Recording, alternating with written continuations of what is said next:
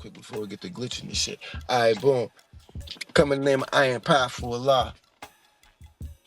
Got knowledge in the year of born God. That's 97 for those who don't know the language. I got knowledge in the year of born God from a brother by the name of Jahaz Eternal Allah. He got it in Germany at the age of 12. Brought it back to the kingdom, which is Kentucky. I was the last of his first nine. You know what I'm saying? I'm his Jamel. You know what I'm saying? Um, so yeah, I got it in 97. I moved to Michigan, uh, 2001 to some shit like that. I linked up with the cipher in D Mecca, and that's kind of where I hone my understanding. So I always tell everybody, I got my knowledge in Kentucky, which is the kingdom, and I got my understanding in Detroit, which is the Mecca. You know, you put those together, and this is what you get, kind of thing. So yeah, that's the short version of my history. So I got it in '97. So I've had it for 29 years now. I've been in this culture almost 30 years, learning, because that's one thing that you never stop doing, no matter how long you've had knowledge itself. Knowledge is infinite. So since knowledge is infinite, so should your capacity to learn be. The minute you stop learning is when you stop growing, and when you stop growing, you start dying. So you gotta always be willing to educate yourself. Especially within this culture, because there's always something new to learn.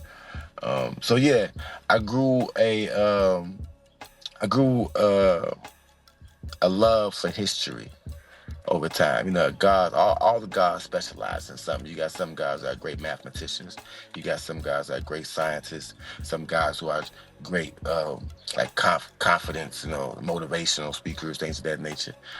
Some guys are collegiate. Some guys are street. You got us. We Lord of all worlds.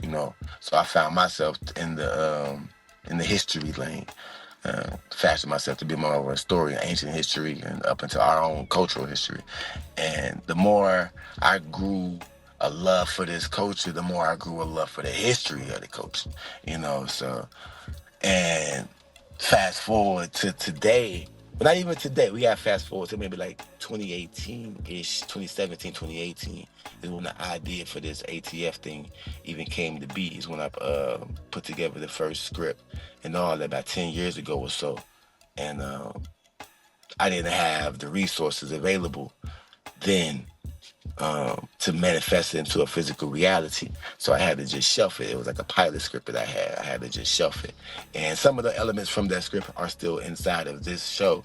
But a lot of it has gotten revamped, because over the last 10 years, I've learned more history, to be able to make it more right and exact. So yeah, that's the reason why that came to be, because all my life I've wanted, in my life in this culture rather, I've wanted to see this. I wanted to see a movie or a show or some form of visual depiction of this culture, and it just never happened. And after a while, I got offended, because it's like, y'all keep showing all these things are happening at the exact same time, in the exact same place, as with the same people as this culture. But somehow y'all keep omitting us and omitting Allah from the history books. And it's like, even we adopted that, the greatest story never told cliche thing that gets said a lot. And it's like, all right, but, well, let's tell it. Like, why, how long is it going to be not told? It needs to be told. Somebody has to tell it. We need to tell it. It's our story to tell, and and it never happened. So I took it upon myself. Once technology caught up with my idea, I took it upon myself to tell it. And initially, it wasn't something that I wanted to do alone. Like when I put that concept trailer out, that was me and the Earth were sitting talking about it, and I was like, Earth, I need to be able to reach certain people, because I'm not going to be able to do this without certain information, and certain people are going to have to be able to help me with this. And I don't necessarily know how to get to everybody yet. She said, "God, just put the trailer out." All right, and it was a lot easier to have everybody find me than me trying to find everybody, you know. And once I put the trailer out, they definitely came. Like, yo, who are you? What are you doing? You know, and there was a lot of pushback, a lot of pushback, a lot of resistance, a lot of don't do it, you know, all that. And I considered it heavily, because I value these people. I value the history. I respect these people. Um, but the history can't get swept away. Like, we can't act like there aren't civilizations that have happened in time that we no longer are even aware of anymore. You know, because they've been forgotten through time. They've been lost in time. There was nothing recorded, or they were intentionally wiped out of the history books, you know.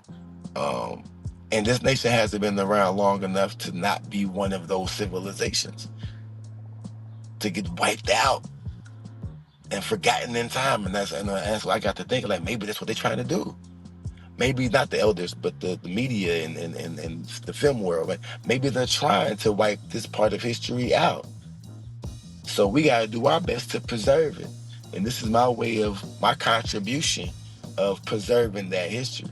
And there's a lot of people I've seen in them comments like, yo, I didn't know this, or I didn't know that, or thank you for this, because, you know, I've had knowledge since this year and that year, and I've always wanted to see something like this. You know, like, it took people back to those times mentally and emotionally, you know. And for those who are being introduced to it and don't fit in that category, visuals help them more than anything, because today's society is real, you know, immediate, you know. So most people aren't sitting down reading like that.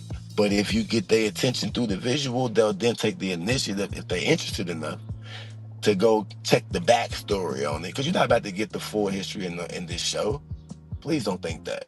It's impossible for me to give you the entire backstory, and the science and the math and the history that's woven into this culture. I can't do that in the show. Definitely not in 20-minute segments. That's practically impossible. But what I can give you is an overview.